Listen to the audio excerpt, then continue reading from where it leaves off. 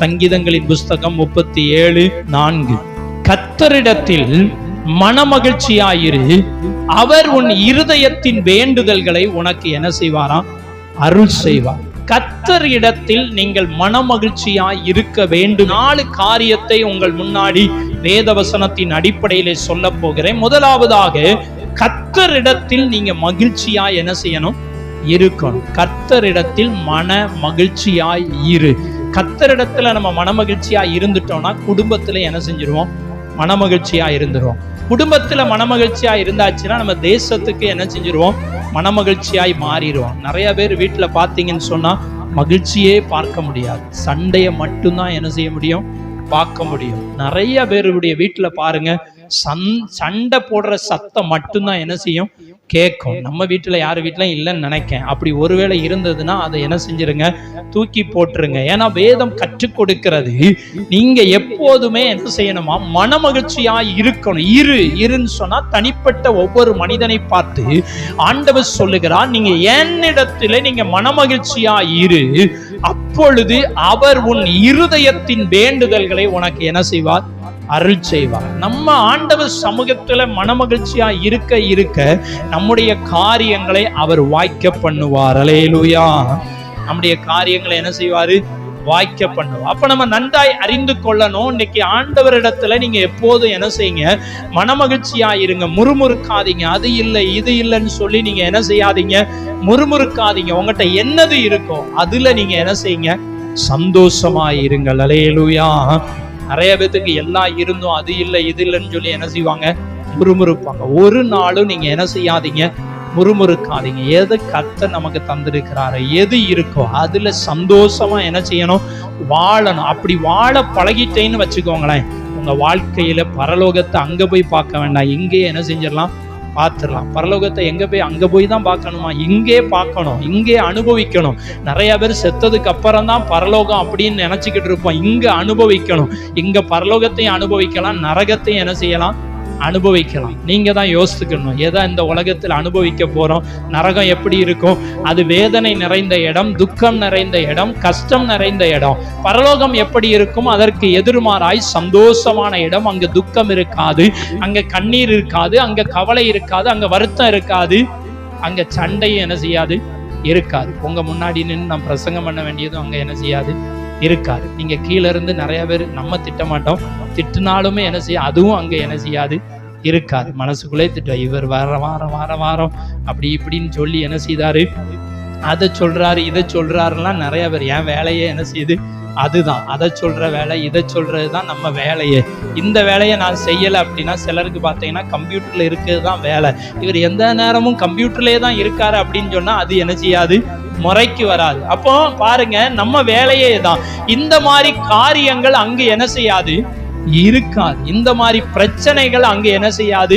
இருக்காது. ஏன் சொன்னா பரலோக ராஜ்யம் அப்படிப்பட்டதா என்ன செய்து இருக்கிறது. அது இந்த உலகத்திலே நீங்க என்ன செய்யணும்? அனுபவிக்கணும். எத்தனை பேர் உலகத்துல இந்த சந்தோஷத்தை அனுபவிக்கிறீங்க அப்படின்னு கேட்டீங்கன்னா எல்லாரும் கை என்ன செய்யாது? உயராது. ஏன்னா நம்ம மகிழ்ச்சியாவே என்ன செய்யல? இல்லை. இந்த உலகத்துல நம்ம என்ன செய்யணும்? மகிழ்ச்சியா இருக்கணும். பரலோகத்தை இந்த உலகத்துல என்ன செய்யணும்? அனுபவிக்கணும். எப்படி அனுபவிக்கிறது? தேவனுடைய விருப்பத்தின்படி, தேவனுடைய சித்தத்தின்படி நம்ம என்ன செய்யணும்? அனுபவிக்கணும். மன மகிழ்ச்சியா என்ன செய்யுங்க? இருங்க. சிலரை பார்த்தா எப்போ பார்த்தாலும் சரி அப்படியே என்ன செய்யுது? சில மாதிரியே இருக்குது. சிரிக்கிறதுக்கும் வாய் வராது, பல்ல கொஞ்சம் அப்படியே அழகான பல்ல காட்டுறதுக்கும் நிறைய பேத்துக்கு என்ன செய்யாது? விருப்பம் இருக்காது. பல்லு ஒரு மாதிரி இருந்தா மூடி வச்சது வேற. ஆனா பாத்தீங்கன்னா நிறைய பேர் சிரிக்கிறதுக்கு என்ன செய்ய மாட்டாங்க? விரும்ப மாட்டாங்க. வாய் விட்டு சிரிச்சா நோயெல்லாம் என்ன செஞ்சிருமா? போயிடும். அதனால ஒரு நாள் உட்காந்து ஒரு ரூம் அடைச்சிட்டு நல்லா ஒரு 2 மணி நேரம் என்ன செய்யுங்க? சிரிச்சு பாருங்க. 2 மணி நேரம் சிரிச்சு பாருங்க, பாதி நோய் என்ன செஞ்சிடும்? போயிடும். கைத்தட்டி பாருங்க, இன்னும் பாதி நோய் என்ன செஞ்சிடும்? போயிடும். அந்த மகிழ்ச்சியா என்ன செய்யணும்? வாழணும்.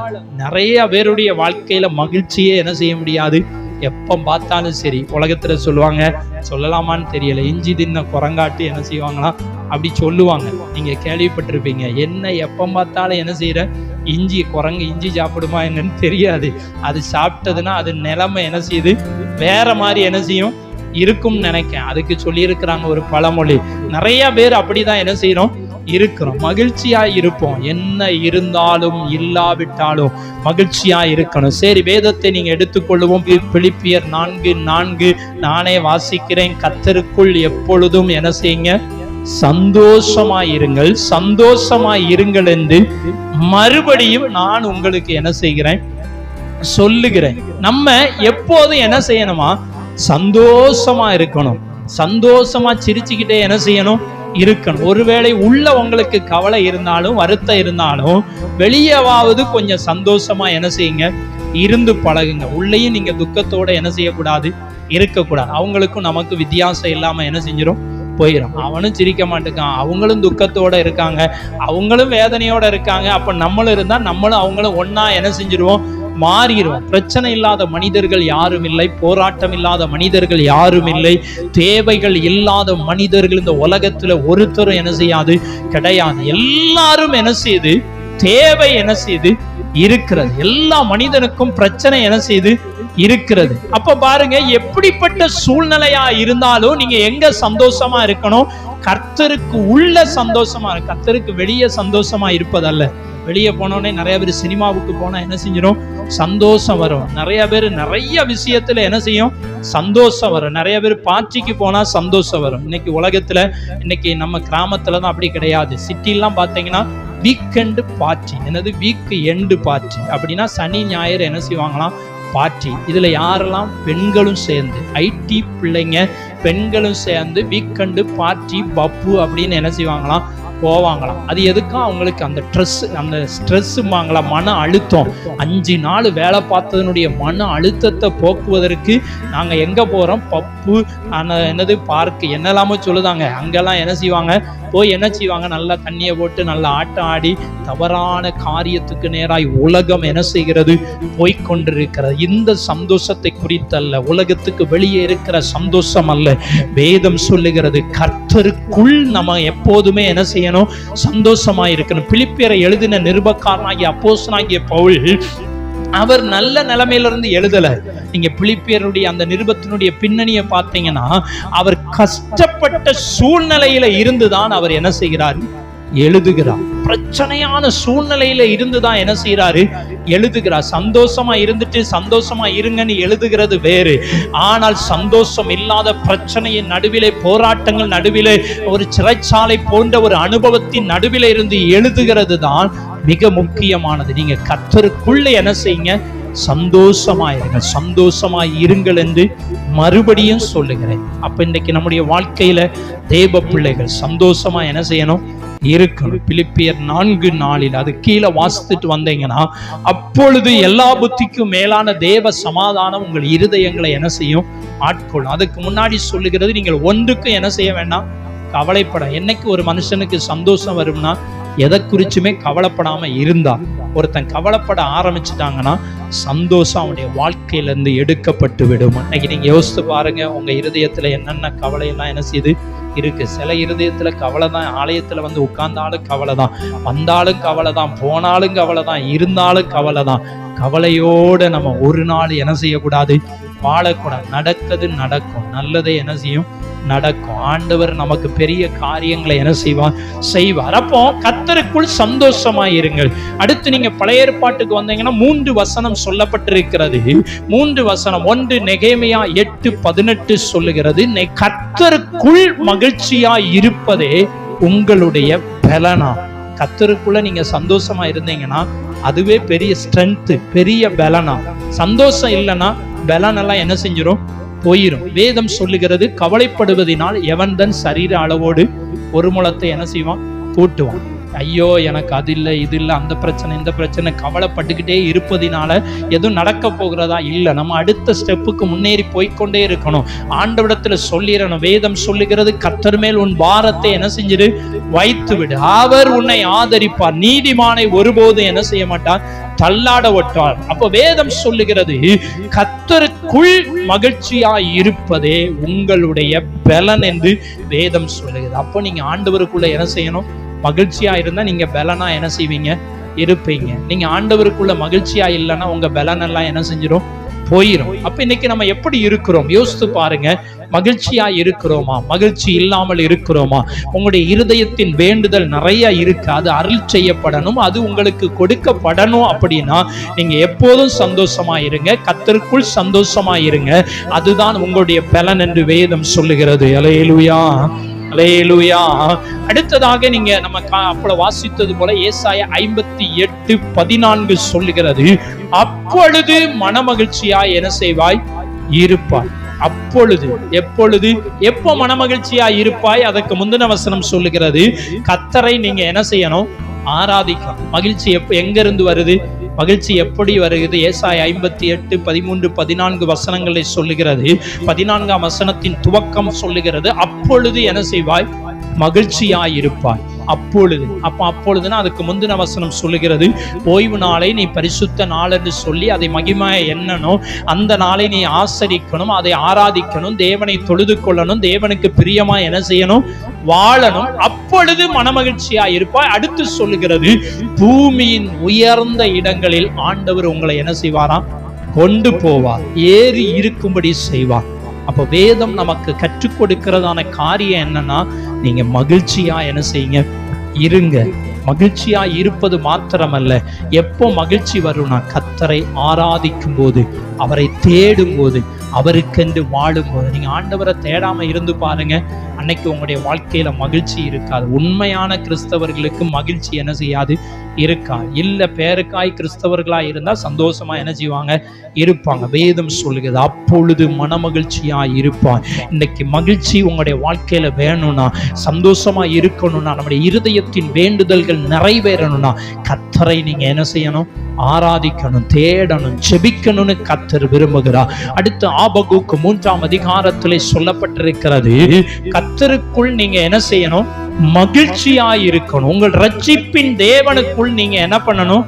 களி கூறணும். எப்ப மனமகிழ்ச்சியா இருக்கணும்? மந்தையிலே மாடுகள் இன்றி போனால், அத்திமரம் துளிர் விடாமல் போனாலும், தொழுவத்திலே ஆடுகள் இன்றி போனாலும் கர்த்தருக்குள் மகிழ்ச்சியா இருப்பேன், என் ரட்சிப்பின் தேவனுக்குள் என்ன செய்வேன்? களி கூறுவேன். எப்பொழுதும் சந்தோஷமா இருக்கு. இழப்புகள் மத்தியிலையும் நீங்க என்ன செய்யணும்? சந்தோஷமா இருக்கணும்னு கர்த்தர் என்ன செய்கிறான்? விரும்புகிறார். அப்போ மனமகிழ்ச்சி என்பது எவ்வளவு ஒரு மனுஷனுக்கு முக்கியமானது. நம்மளை யாரு என்ன வேணாலும் பேசட்டும், அதெல்லாம் கண்டுக்கிடவே வேண்டாம். நம்மளை யாரு தேவையில்லாத சொல்லட்டும், அதெல்லாம் நம்ம மைண்டிலே என்ன செய்யக்கூடாது? கொண்டு வரக்கூடாது. நல்லதை மட்டும் நீங்க என்ன செஞ்சுக்கோங்க? எடுத்துக்கோளுங்க. தீமையான வார்த்தைகள், அதான் வேதம் சொல்லுகிறது, சொல்லப்படும் எல்லா வார்த்தையும் என்ன செய்யாது? கவனியாது. சொல்லப்படுகிற எல்லா வார்த்தையும் நீங்க என்ன செய்யாதீங்க? கவனிக்காதீங்க. நிறைய பேரு பக்கத்து வீட்டு செவர்ல போய் காதை வச்சுக்கிட்டு இவங்க என்ன பேசுறாங்கன்னு சொல்லி என்ன செய்யுது? கவனிக்குது. அந்த சோழியை நமக்கு என்ன செய்ய வேண்டாம்? வேண்டாம். யார் என்ன வேணாலும் பேசட்டும், அது நம்மளை பத்தி தான் பேசிக்கிட்டு இருப்பாங்க. ஆனால் நம்ம அதை என்ன செய்யக்கூடாது? கவனிக்க கூடாது. வேதம் சொல்லுகிறது, சொல்லப்படும் எல்லா வார்த்தையும் நீங்க என்ன செய்யாதீங்க? கவனிக்க. அப்படி கவனிச்சால் உங்களுடைய மகிழ்ச்சி என்ன செஞ்சிடும்? போயிடும். அப்படி நம்ம யோசித்தோம்னா, 4 பேர் பேசிக்கிட்டு இருப்போம், நம்ம போய் இவங்க என்ன பேசுறாங்கன்னு கேட்டோம்னா நம்மளை பத்தி தான் அங்க பேசிக்கிட்டு இருப்பாங்க. அதனால நம்ம முடிந்த அளவுக்கு என்ன செய்யணும்? யார் என்ன பேசினாலும் சரி, அதை காத்துல வாங்காம கண்டு கொள்ளாம நம்ம என்ன செய்யணும்? போகணும். வேதம் கற்றுக் கொடுக்கிற காரியம், இன்னைக்கு மகிழ்ச்சியை கெடுக்கக்கூடிய நிறைய காரியங்கள் உலகத்திலே நடக்கும். ஆனா நம்ம அறிந்து கொள்ளணும், மகிழ்ச்சியை ஒரு நாடு என்ன செஞ்சிடாதீங்க? விட்டுறாதீங்க. இருந்தாலும் இல்லாவிட்டால் அடிக்கடி சொல்லுகிற காரியம், நமக்கு கிடைச்சாலும் சரி, கிடைக்காவிட்டாலும் சரி, இருந்தாலும் சரி, இல்லாவிட்டாலும் சரி, நம்ம கர்த்தருக்குள் எப்போதுமே மகிழ்ச்சியா இருக்கணும். ஆமென். வேதம் கற்றுக் கொடுக்கிறது, நான் கர்த்தருக்குள் மகிழ்ச்சியா இருப்பேன், ரட்சிப்பின் தேவனுக்குள் நான் என்ன செய்வேன்? களி கூறுவேன். இன்னைக்கு நம்ம என்ன செய்து கொண்டிருக்கிறோம்? நம்முடைய சந்தோஷமா இருக்கிறோமா? சந்தோஷத்தை கெடுக்கிற காரியங்கள் வந்து நம்முடைய சந்தோஷத்தை கெடுத்து கொண்டிருக்கிறதா என்பதை சிந்தித்து பார்ப்போம். உங்களுடைய இருதயத்தின் வேண்டுதல்கள் நிறைவேறணும், மன விருப்பங்கள் நிறைவேறணும்னா மகிழ்ச்சியாயிருங்க. கர்த்தருக்குள் மகிழ்ச்சியாயிருங்க. கர்த்தர் பெரிய காரியங்களை செய்வார். அப்படியே நாம் கண்களை மூடி நாம் ஆண்டவரை நோக்கி பார்ப்போம். வேதம் நமக்கு கற்றுக் கொடுக்கிறதான காரியம் சங்கீதம் 37:4 சொல்லுகிறது, கர்த்தரிடத்தில் மன மகிழ்ச்சியாயிரு, அவர் உன் இருதயத்தின் வேண்டுதல்களை உனக்கு அருளி செய்வார். வேதம் சொல்லுகிறது, இன்னைக்கு மகிழ்ச்சி தான் நமக்கு ஒரு பெரிய ஆயுதமா இருக்கட்டும். மகிழ்ச்சி தான் இன்னைக்கு நமக்கு ரொம்ப ரொம்ப முக்கியமானது. இன்னைக்கு மகிழ்ச்சியோடு நம்ம வாழ்ந்து கொண்டு கொண்டிருக்கிறோமா? கொஞ்சம் யோசித்து பாருங்களேன், கொஞ்சம் சிந்தித்து பாருங்க. இன்றைக்கு மகிழ்ச்சி நம்முடைய வாழ்க்கையில இருக்கிறதா? கொஞ்சம் யோசித்து பார்த்து ஆண்டவருடைய கரத்துல நீங்க ஒப்பு கொடுங்க. இன்னைக்கு மகிழ்ச்சி இல்லைன்னா இன்னைக்கு ஆண்டவரத்துல கேளுங்க, ஆண்டவரே என் வாழ்க்கையில மகிழ்ச்சி இல்லாம இருக்கிறது, என் வாழ்க்கையில சந்தோஷம் இல்லாம இருக்கிறது, என் வாழ்க்கையில நீங்க சந்தோஷத்தை கொடுங்கன்னு ஆண்டவரிடத்துல கேளுங்க. ஆண்டவர் நிச்சயமாக நமக்கு சந்தோஷத்தை தருவார். ஆண்டவர் நிச்சயமாக நமக்கு மகிழ்ச்சியை தருவார். வேதம் சொல்லுகிறது, கர்த்தரிடத்தில் மனமகிழ்ச்சியாயிரு, அவர் உன் இருதயத்தின் வேண்டுதல்களை உனக்கு அருளி செய்வார். இன்னைக்கு உங்களுடைய இருதய விருப்பங்கள் நிறைவேற வேண்டுமா? உங்களுடைய வாஞ்சைகள் நிறைவேற வேண்டுமா? நீங்க மகிழ்ச்சியாயிருங்கன்னு கர்த்தர் விரும்புகிறார். இன்னைக்கு மகிழ்ச்சி உங்களுக்கு இருக்கிறதா? கொஞ்சம் யோசித்து பாருங்க. ஒன்று, கர்த்தருக்குள் எப்பொழுதும் சந்தோஷமாயிருங்கள். இரண்டாவது, நீங்க கர்த்தருக்குள் மகிழ்ச்சியாய் இருப்பதுதான் உங்களுடைய பலன். மூன்றாவது, எப்போ மகிழ்ச்சி வரும் என்று சொன்னால் கர்த்தரை ஆராதிக்கும் போது ஓய்வு நாளை பரிசுத்த நாள் என்று சொல்லி அதை மகிமையாய் எண்ணணுமா? அதை நீங்க சந்தோஷமாய் தேவ சமூகத்தில் ஆராதிக்கணும், கர்த்தரை தேடணும். அடுத்து வேதம் சொல்லுகிறது, நம்முடைய வாழ்க்கையில எது இருந்தாலும் இல்லாவிட்டால் ஆபகுக்கிலே சொல்லப்பட்டிருக்கிறபடி நான் கர்த்தருக்குள் மகிழ்ச்சியாய் இருப்பேன், ரட்சிப்பின் தேவனுக்குள் களி கூறுவேன். இன்னைக்கு தேவ பிள்ளைகள் ரட்சிப்பின் தேவனுக்குள் களி கூறுவோம். கர்த்தர் நம்மை ஆசீர்வதிப்பாராக. ஆமென், ஆமென்.